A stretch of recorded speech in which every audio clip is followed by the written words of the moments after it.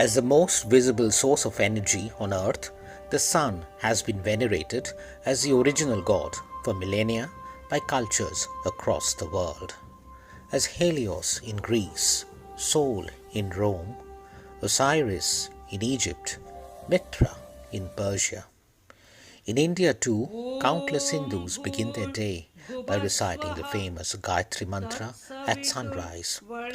However, over time, the worship of Surya Dev gradually transformed into the worship of a number of solar deities, the two most famous of them being Narayana, the Lord of the universe, and Narayani, Mother Goddess Durga. The close connection between Durga and the sun can be interpreted not merely by the symbolism of her iconography, her blazing third eye, the thunderbolt, the flame, and the chakra discuss, but also by a close study of related classical literature.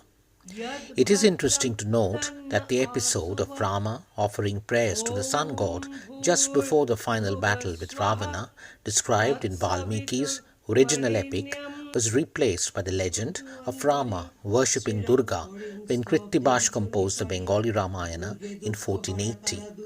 This episode was also included in some of the later Puranas.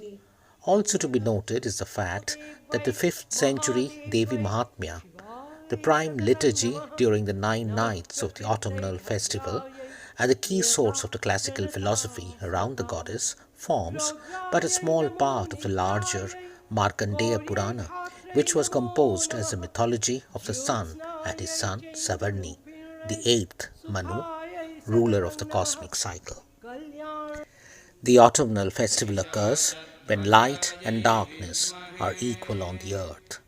But unlike its vernal counterpart in March, the autumnal equinox occurs when darkness overtakes light, when the days grow darker and colder. This is the most inauspicious annual juncture, the midnight of the gods, when Vishnu, the protector of the world, slumbers fast asleep. Hence the need for the untimely invocation of the great goddess, protectress bar none.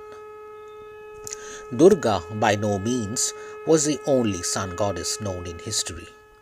Assyrian myths talk about the sisters, goddesses Isis and Nephthys, kneeling in front of the lions of dawn and eventide. In the middle is a sacred tree, the seat of the solar deity. Swami Shankarananda also writes that in Vedic and Brahminic vocabulary, a tree is conceived as the seat of the solar deity. Is that why the Devi is invoked till this day at the foot of the Bilva tree as the very first act of the annual autumn festival? As the goddess is awakened from her mythical slumber, the devotee wakes up to the divinity within.